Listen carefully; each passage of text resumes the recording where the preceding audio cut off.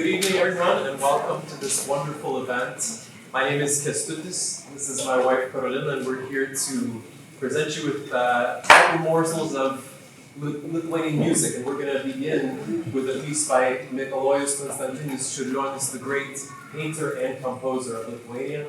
And then we'll invite all of you to rise and sing the Lithuanian national anthem together, or if you don't know it, to stand and respect it.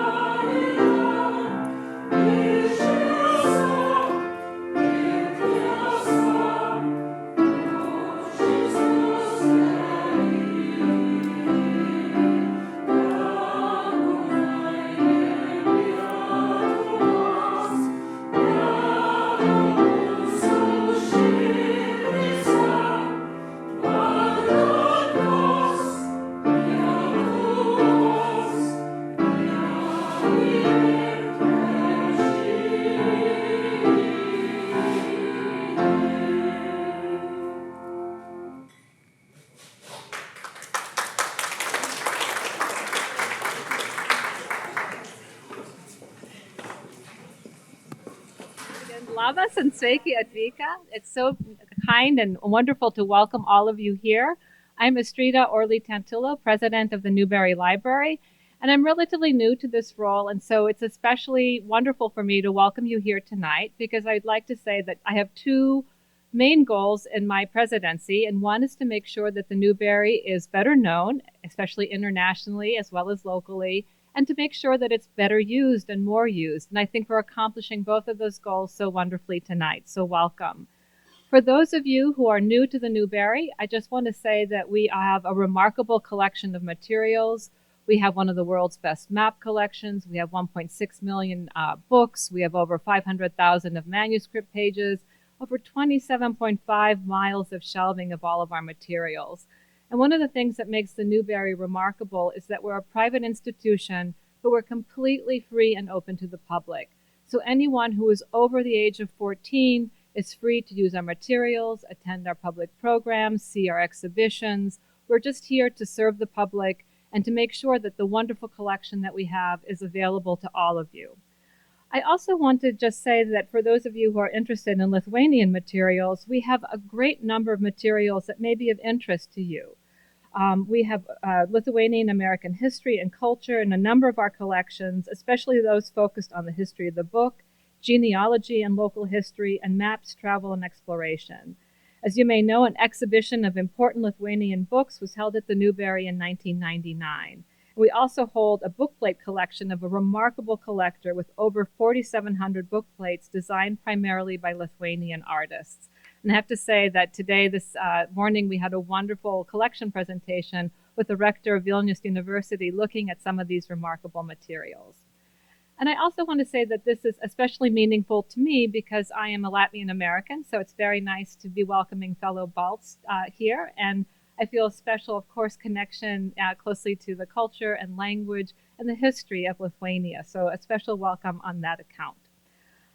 So I would like to thank a series of people who have made this event possible and for the support, including the Chicago Sister Cities International and World Business Centers.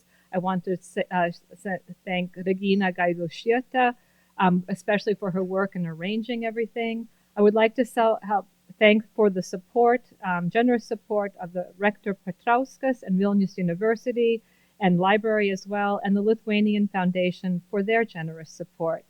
And now I would like to turn it over, the mic over to Anel Montes, Chicago Sister Cities International of World Business Chicago. Thank you.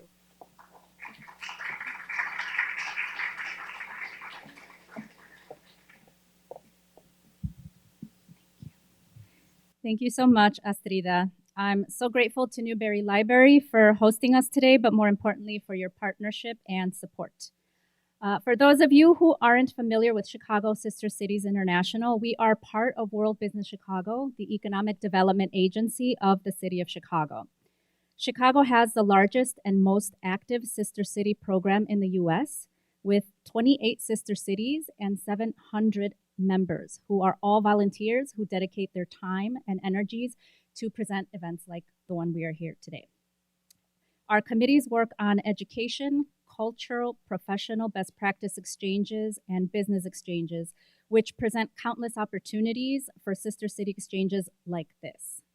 Chicago has been sister cities with Vilnius since 1993, marking last year the 30th anniversary of the sister city relationship.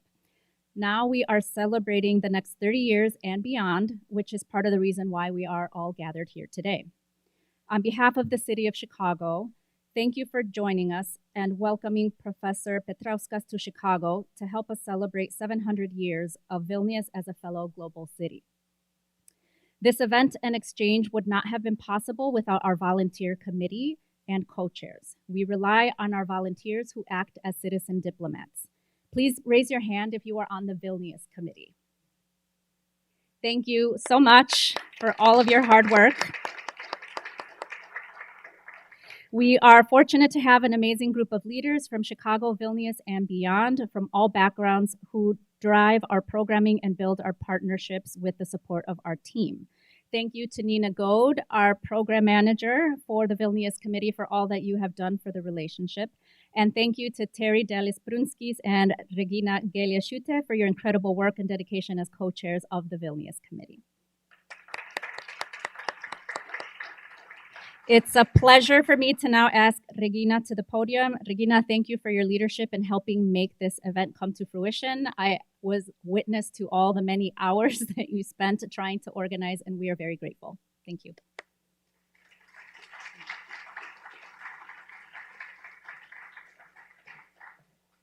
Thank you, Anel, for such a kind introduction.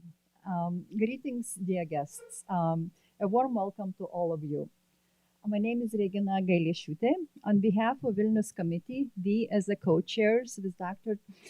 Terry Dallas Prunskis, we are grateful to Newberry Library and Sister Cities International of World Business Chicago as we celebrate forever Vilnius, Wilno, Vilne 700 years, and of course, Vilnius Committee's 30th anniversary. In sharing citizenship diplomacy between two cities, today we are bringing Vilnius to Chicago.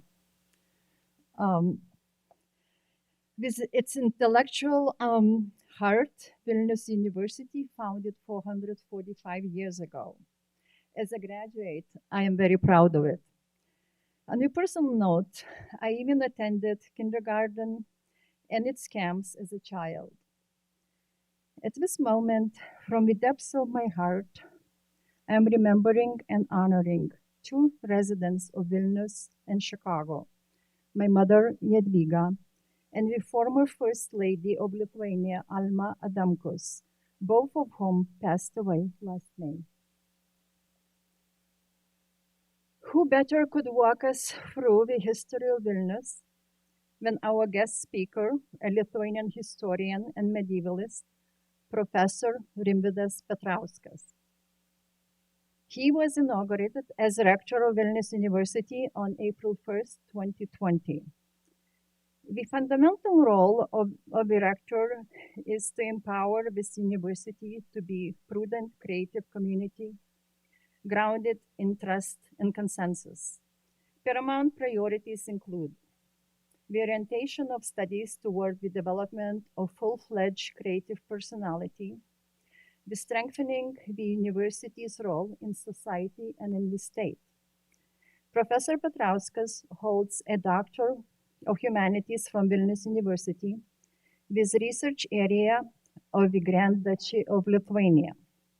He studied and completed internships at the universities of Basel, Berlin, Greifswald, and Krakow, the German Institute of History of Warsaw, and the Herder Institute of Marburg, Germany. Also, Professor Petrauskas is a member of several international academic organizations and a member of editorial boards of 10 scientific journals. He has received numerous awards for outstanding research, including the Knight's Cross of the Order of the Lithuanian Grand Duke Gediminas, the Knight's Cross of the Order of Merit of the Republic of Poland, and the Lithuanian Science Prize in 2020.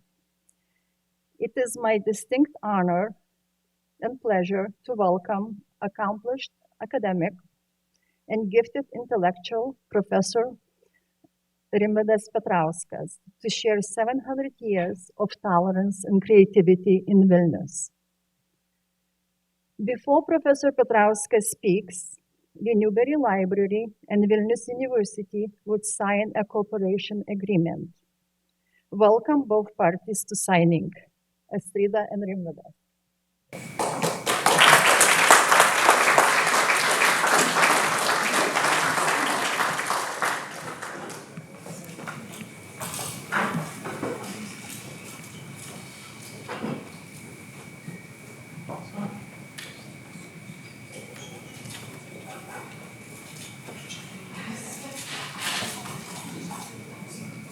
The first act of cooperation.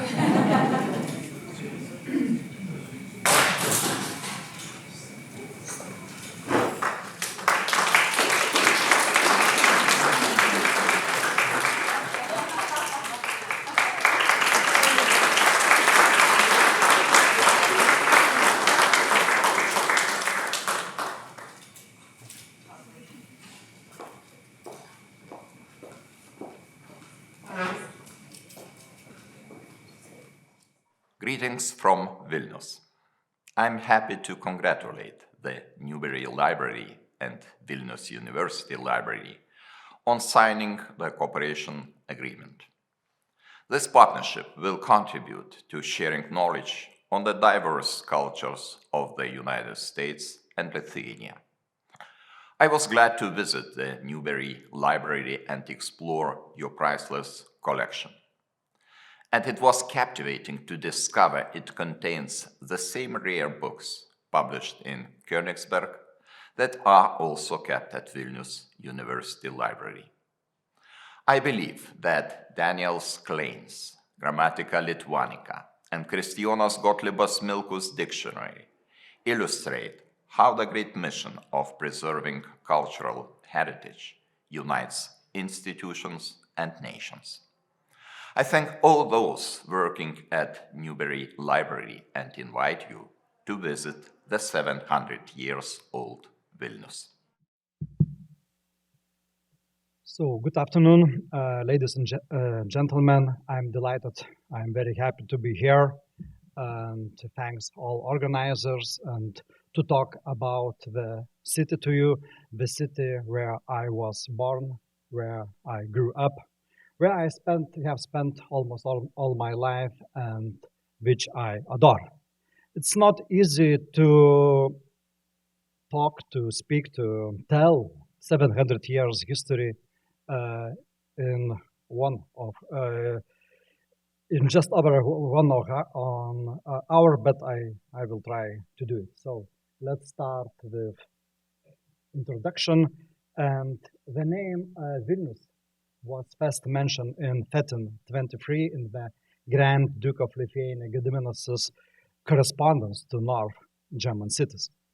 700 years ago, Vilnius emerged in history as a civitas regia, which is Latin for city of ruler, as well as an open city where representatives of all social groups, from knights and clergymen to merchants and craftsmen, were invited to live. Foreigners were granted legal protections and promised peaceful coexistence. All these years, Vilnius has served as a crossroad where cultures have met and interacted during stable and challenging times. Vilnius was a key regional and European intellectual space, a place for important discussions and the exchange of ideas. In 1938, the National Geographic magazine wrote, "Vilno reads in many languages," and it was true. It is hardly surprising then that Vilnius emerged as a critical intellectual hub holding significance in Jewish, Polish, Lithuanian, German, Belarussian, Ukrainian, Tatar cultures, and known variously as a Northern Rome or Northern Jerusalem. The city has remained an outpost of European ideas and values, while simultaneously mediating between civilizations. However, the World War II dramatically altered the demographics of Vilnius. Its Jewish population was almost entirely exterminated. Thereafter, the Soviets forced the Poles to live. The multi-ethnic diversity, once so clearly associated with Vilnius, became a mere historical fact that receded into memories. This makes it all the more important for us to remember and tell the history of Vilnius, Vilne, as a history of many nations, where different communities have left their traces. So in different languages, even the city has different names or their variants. So we have to learn how to identify these traces in the landscape of our city to draw from its history. So I will start with medieval origins of the city, and medieval Lithuania at all was, I think, an exceptional country in many aspects. In the 13th and 14th century, it was the large and last pagan stronghold in Europe, surrounded by Christian neighbors. This was a great inconvenience to the long Christianized West, so the neighboring Teutonic Order organized military campaigns to convert Lithuania. Suddenly, Lithuania, a distant and long-time little-known country, became the center of attention in Western Europe throughout all 14th century. Knights from Germany, France, Spain, England, and all the way up to Scandinavia waged a collective crusade against pagan Lithuania. At a later point, Lithuania became a very popular destination, a sort of place for mass tourism for European nobility or for European knights to raid and collect honors. And among the most prominent of whom were the Holy Roman Emperor Charles IV or Henry IV, the future king of England. Actually, this future king arrived a little late, as Lithuania had already been baptized for 3 years. But that didn't stop him from trying to conquer Vilnius castle without success. But at the same time, however, Lithuania was engaged in a broad territorial expansion to east and south, taking over various principalities in Russia. As a result, you can see in this map, Lithuania grew into a great power, a kind of medieval empire, over the course just of several decades, formerly known as the Grand Duchy of Lithuania, extending from Baltic to the Black Sea territory. It was the largest country in Europe at the time, albeit not very populated. This context about medieval Lithuania, about pagan stronghold, it's important for understanding the first mention of Vilnius in written sources. As mentioned earlier, the name Vilnius first appeared in the letter of the Grand Duke of Lithuania, Gediminas. The pagan Grand Duke invited people from all over Europe to come to Vilnius and settle down for peaceful trade and business. For the first time, the Lithuanian ruler tried to use the diplomatic means to establish his country in Europe, to stop enemy attacks, and to stimulate economic development.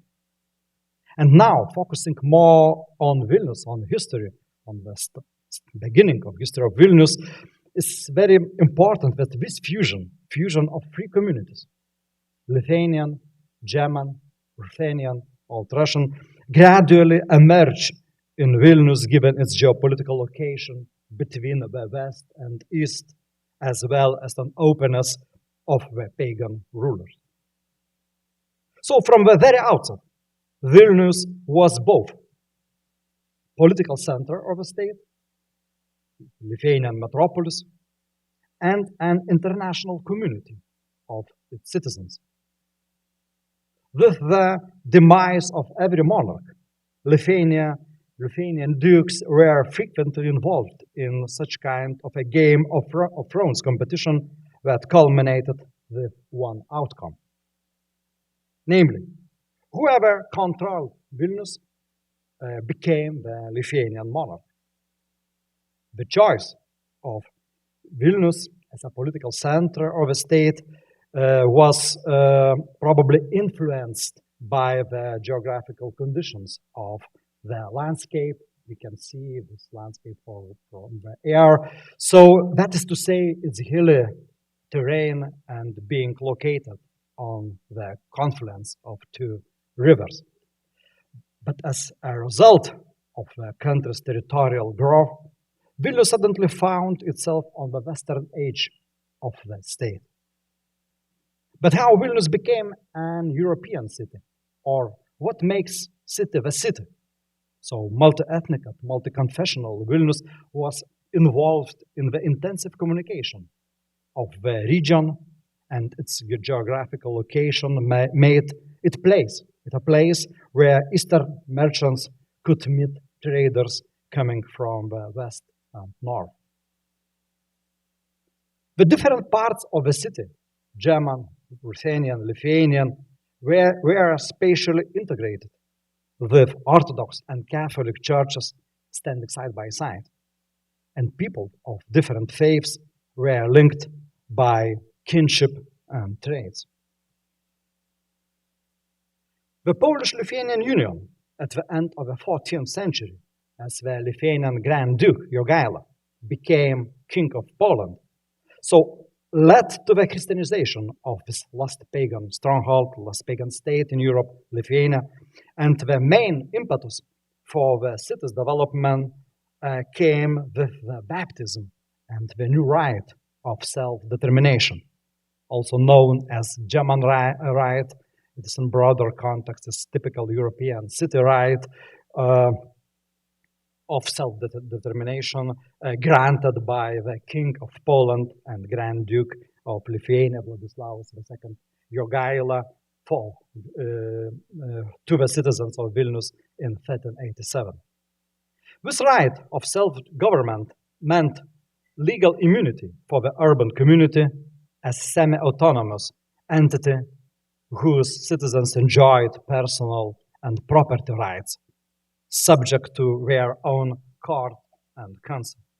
You can see this is one of the earlier surviving examples of the edicts of the rulers given to the Vilnius city.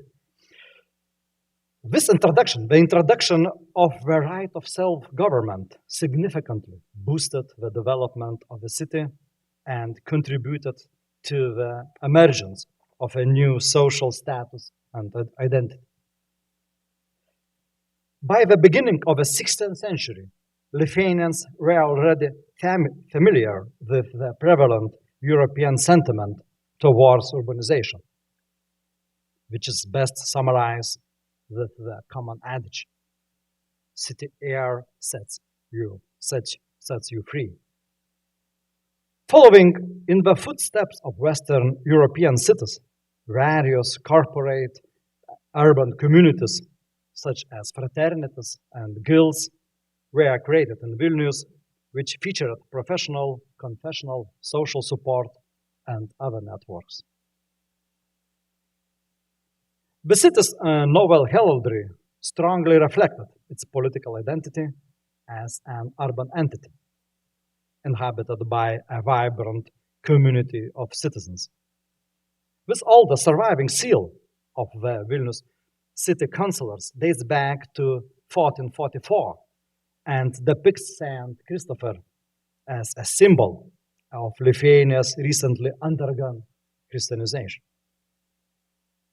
Vilnius's close ties with the ruling dynasty and the ruler remained visible as seen on the coat of arms figure of its seal, which featured a double cross, you can see here, taken from the heraldry of the Grand Duke. Vilnius's borders were demarked at that time by a city wall, much like other Western and Central European cities. The symbolical center of the city was, of course, the town hall, also very typical for European cities at that time. The source of urban development has always been the arrival and settlement of new people to vivify the city's commerce and culture. For example, the activities and organization of the goldsmiths of Vilnius from the end of the 15th century onwards were largely influenced by newcomers from German cities, Nuremberg and Augsburg. Some foreigners had a profound impact on the spiritual and intellectual life of the city, such as the 16th century Spanish doctor and priest of St. John's Church, Roisius, or the 17th century Italian Titus Livius Burattini, who used the term metro cattolico as a reference point for measuring the meter for the first time in the book published by the Vilnius Franciscan printing house. And some stories about Lithuania or Vilnius American connections. Alexander Kurcius, the head of the Protestant school in Vilnius, arrived 1652 as first Lithuanian in New York, or to be more precisely, New Amsterdam at that time, and became the first rector of the new established high school in Manhattan. And I am very glad to be in this very library, Newberry Library, which holds so many books dedicated to Lithuania and Vilnius as we can find in this catalog. But Newberry Library preserves one book, I think unique to Lithuania culture, so-called Album Amicorum. It's quite sensational for me it was to see this book today in the morning. So Album Amicorum, album of friends, dedicated to 16th-century Protestant scribe of Vilnius, Benedict Rozumcius. As you can see on the blank pages of a printed book, international friends of a scribe of Vilnius wrote him personal messages to him. So I have never seen before anything like it for Lithuanian in the Lithuanian context, and I hope we can publish this text together with Newberry Library, probably as the first result of our cooperation. So I'm very grateful for my colleague Aivas Ragauskas, who drew my attention to his indeed extraordinary book. Which brings me back to stories of Vilnius. In his Nobel Prize speech in 1980, the famous Polish poet and alumnus of Vilnius University, Czesław Miłosz, identified three phenomena of the city: multiculturalism, Baroque architecture, and university. Indeed, he said, it's a blessing if one receives from fate school and university studies in such city as Vilnius, a bizarre city of Baroque architecture transplanted to northern forest, and of history fixed in every stone, a city of 40 Roman Catholic churches and of numerous synagogues. In those days, the Jews called it Jerusalem of the North. And Vilnius indeed had one of the largest and most influential Jewish communities in Eastern Europe. And Vilnius was also a significant venue for religious and intellectual Jews in the region. As example, among many, was the famous Vilne Gaon, a Jewish Talmudist and rabbi whose very name contains also the name of the city, Vilne Gaon. So, as we can see in the contemporary synagogue in Jerusalem on the right, the figure of the Vilne Gaon from 17th century is still alive today. Although there was a Jewish ghetto in Vilnius, the boundaries between communities were blurred, as such Jewish and Christians often lived side by side and cooperated. The city attracted prominent Jewish figures such as Joseph Solomon del Medigo, a famous European physician, rabbi, and universal scholar who came to Vilnius from Crete in the early 17th century, and we can bring such examples more. Vilnius became a center of Talmudic learning, a home to renowned Jewish schools, yeshivas. Vilnius Jewish printing houses supplied books to a wide region.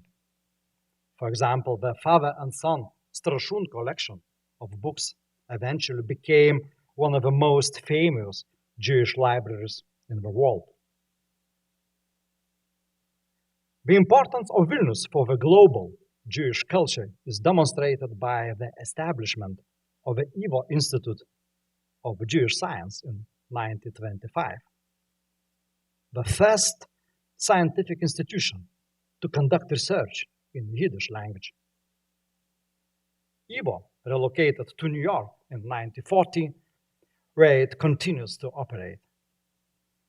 Among YIVO's honorary board members at that time were such figures like as Albert Einstein, Sigmund Freud, and Simon Dubnov. Among the most famous Litvaks from Vilna or from Lithuania are Jascha Heifetz, a musician regarded as one of the greatest violinists of all time, or Jacques Lipschitz. This picture is here around the corner in Institute of Art, a famous sculptor. Roman Gary, a French writer, or Sir Aaron Klug, Nobel Prize winner in chemistry. Vilnius lost this community during World War II, and today we can only recover it by remembering the people that lived here and by embedding their heritage in the urban landscape. The most significant memorialization of this most tragic part of Vilnius history is Ponari, the site of the largest mass murder organized and executed by the Nazis in Lithuania, where around 70,000 Jews were killed. The impressive Soviet Sport Palace is another significant place, given that it was built on top of a Jewish cemetery, which was completely overlooked during Soviet times. And the site is currently in the process of being designated as a historically significant memorial of Vilnius's Jewish past. Baroque architecture is another symbol of multiculturalism and diversity in Vilnius. Of course, it is the dominant style of Catholic churches, but this style has spread in Vilnius among all confessions. So the most famous architect was even not Catholic. He was German Lutheran, Johann Christoph Glaubitz, who not only designed Catholic churches, but also Orthodox and Protestant churches, and even the main Jewish synagogue in the city. The well-preserved old town of Vilnius was recognized as a UNESCO World Heritage Site in 1994.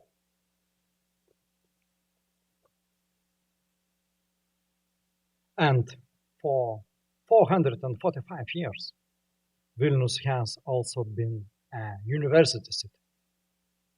For a long time, the easternmost university in Europe, with a major influence on the surrounding nations, especially Ukraine and Belarus. This map, I think, reflects the extraordinary position of our university at that time. Vilnius University has been an international learning hub from the very outset. The first professors came from Bohemia. The first rector was Polish. The oldest surviving dissertation was written by a Portuguese scholar. The longest serving rector was Spanish. The first professors of law were from Germany, and of medicine from France and Austria. The university attracted the most famous preacher of the Polish-Lithuanian Commonwealth and the first rector, Piotr Skarga, as well world-renowned scientist, German, Georg Forster, who was a member of the James Cook expedition, and many other creative people too, Vilnius. But on the other hand, Vilnius University alumni shared their intellectual input all over the world. Among such examples are a Lithuanian nobleman, Andrzej Rudomina, a first Christian missionary in China, who tried to merge Christianity with local traditions at the beginning of the 17th century.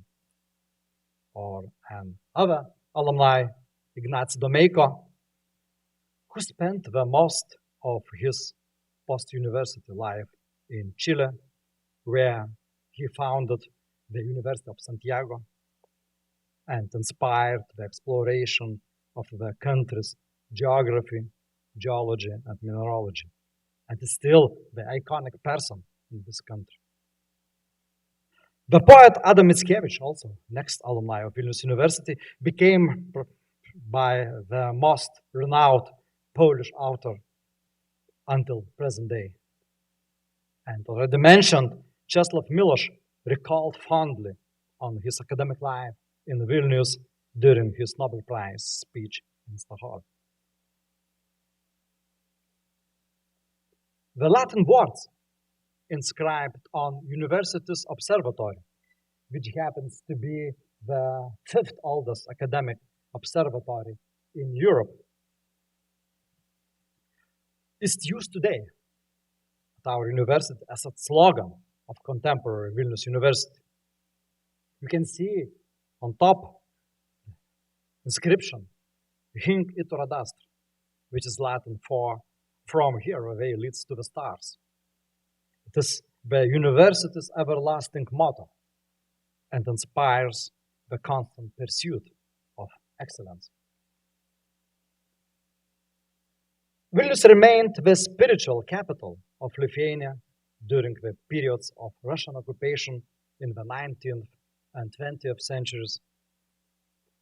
For example, university students and their underground societies played an instrumental role in reclaiming Lithuanian freedom in the 19th century. Or by the end of the 20th century, crowds of many thousands gathered in Vilnius Park Vingis and openly asserted Lithuania's right to self-determination. The city's centrality to modern Lithuania is demonstrated by the fact that both declarations of restoration of independence on February 16, 1918, or March 11, 1990, took place, of course, in Vilnius, in capital city. But the complicated history of Vilnius in the 20th century so probably is best reflected in the change of political power, which, in the course of the 20th century, changed no less than 10 times. Russian Empire was replaced by Polish rule after World War I. In 1939, Vilnius was given to Lithuania back. But just a year later, it was occupied by the Soviet Union. A year later, it was occupied by Nazi Germany, and then again by the Soviets before finally regaining its independence in 1990. The city would gain and lose the capital's status. The names of streets and squares would be changed and translated into other languages. Monuments such like this would be erected, destroyed, and restored. And long-time infrastructure projects would be started, cancelled, and resumed again and again. But after being relegated to a peripheral city under the Soviets, Vilnius finally regained its cherished status as the capital of a modern European state. Yesterday, we celebrated the 20th anniversary of our membership in European Union. And last chapter. What makes Vilnius extraordinary in 2024? First, Vilnius and Lithuania writ large underwent enormous progress in the last 30 years since regaining its independence, transforming from a dull post-Soviet city to a modern European metropolis. Lithuanians leveraged new technologies and benefited from the position of late starters, meaning we skipped some old technologies and went straight to the state of the art. For example, Vilnius is ranked fourth place position in the global fintech ranking and attracted many fintech startups, such as Vinted, a second-hand online marketplace established and located in Vilnius, which has more than 65 million registered users. From top-level research, a highly innovative and significant business sector in the life sciences also has been established in Vilnius, which is extremely important to the Lithuanian economy today. And Lithuania's laser sector is also concentrated in Vilnius, makes up a remarkable to 50% of the global scientific ultra-short pulse laser market. But all our development or all our last achievements are now under threat. Geopolitically, Vilnius, as you know, finds itself in a very unusual position. Lithuania's border is an external European Union border, and barely 20 miles separate Vilnius from the easternmost frontier of the European Union. Our capital's location is often seen as a problem and a threat.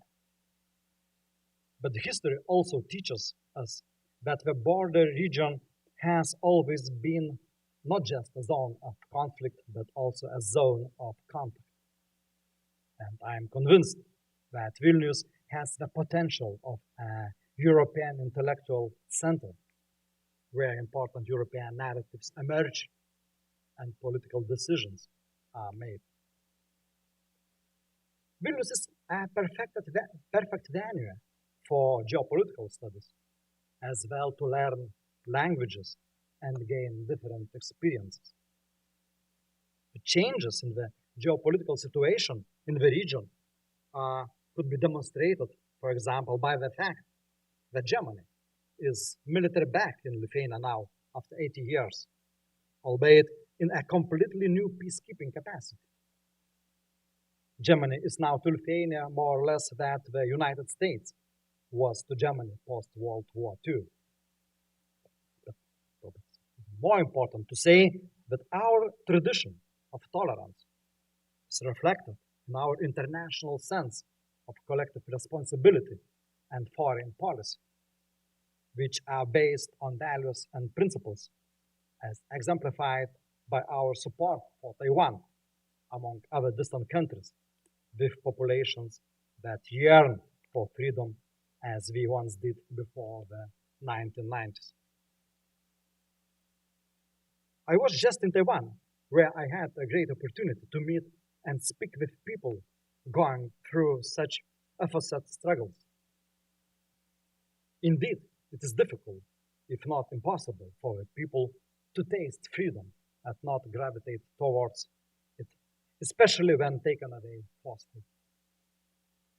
This is why Lithuanian people are so supportive of Ukraine that stands against the brutal Russian invasion.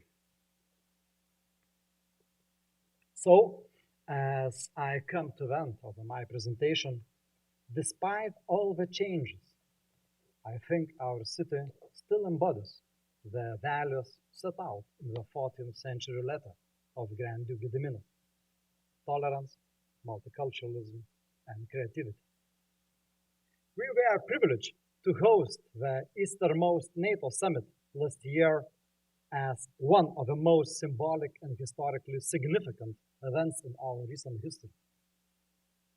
As President Biden said in his speech in the great courtyard of Vilnius University during the NATO summit last year, it is good to be back in Vilnius, a nation and a region that knows better than anyone the transformational power of freedom. And last but not least, Vilnius and Chicago are united not just as sister cities. With significant Lithuanian populations, Chicago was once endearingly called the second largest Lithuanian city. We may even say the largest one if we are speaking about the early 20th century. The Lithuanian community in Chicago played an important, significant role in restoring of our independence, and both in 1918 and in 1990. Valdas Adamkus, a municipal official in Chicago, who played here, so Lake Michigan, became the president of Lithuania. And Vilnius and Chicago are also united by a mutual love for basketball, which makes them two of the great basketball cities, although this year was not the best for both of them. So, but I hope that I'm not ruffling too many feathers by saying, go Ritas and go Bulls. So thank you all very much for your time, and I look forward to getting to know some of you better over Chicago. Thank you very much for your time.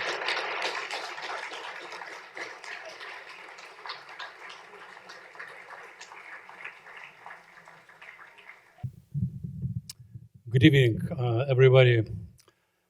My duty is to provide a dessert. As a magnificence rector, Professor Petrauskas said, I'm a member of parliament. I'm a chair of the Committee on Culture. So it's also for me, it's very familiar, all those things, what just you heard. But I'm sorry, but Rector didn't mention about the most important institution in Vilnius, who is located in Vilnius. It's a parliament. It's like Congress in Washington. Because we are, thank God, parliamentary republic. So and we are looking forward to keep it forever. So, ladies and gentlemen, I'm happy that the celebration of the anniversary of our beloved Vilnius have extended into 2024 and breached the Atlantic. I'm filled with the wide range of emotions, and the anniversary program has drawn to a close, and I feel that by speaking here, I am in a way adding a finishing touch. Nevertheless, a huge variety of foreign guests entertained us with their works of art and spread the message of Vilnius as a vibrant, open to all cultures, 7-year-old and yet youthful city. In Lithuania, as it was said by Rector, Chicago is said to be the, I'm sorry, not second, but third largest Lithuanian city, because, Vilnius and Kaunas are a little bit bigger. Well, okay, so we can of this Lithuanian population. Chicago, with the surrounding area, is said to be home at almost 100,000 Lithuanians or Americans of Lithuanian descent. Maybe I have old information, or maybe it's the newest information, but it doesn't matter. Chicago is really, in the old times, we called it like Lithuanian city. During the Soviet occupation of Lithuania, Chicago was the capital of the independent Lithuanian culture. And by the way, just a couple of days ago, we visited here in Cicero, in Morton Auditorium Gymnasium, this unique thing we have here in Chicago since 1956, Lithuanian Opera Company. So can you imagine Lithuanians came to Chicago and they sing all the original Italian, German, or Lithuanian operas, but especially in Lithuanian language. Independence is our guarantee for a free and open cultural development and international cultural exchange. Economic cooperation is also essential for Lithuania's prosperity. Chicago's innovative approach and strong financial focus on cutting-edge business and its well-developed infrastructure have firmly established the city as a key financial hub in the United States. We therefore highly appreciate the cooperation agreement between Chicago and Vilnius signed 30 years ago. Vilnius has also become an extremely attractive city over the past year as we celebrated its 700th anniversary with a great zest. Our capital was busy hosting a range of performances, art fairs, and other cultural events. Over the past 3 decades, Vilnius and our country in general had to overcome challenging periods in order to return to Western civilization and build a democratic social order. We believe, and our foreign friends tell us, that Lithuania has been a success story over the 3 decades since the end of the Soviet occupation. The Lithuanian American community and your country as a whole have contributed significantly to this success. Vilnius ranks among the world's 100 best cities.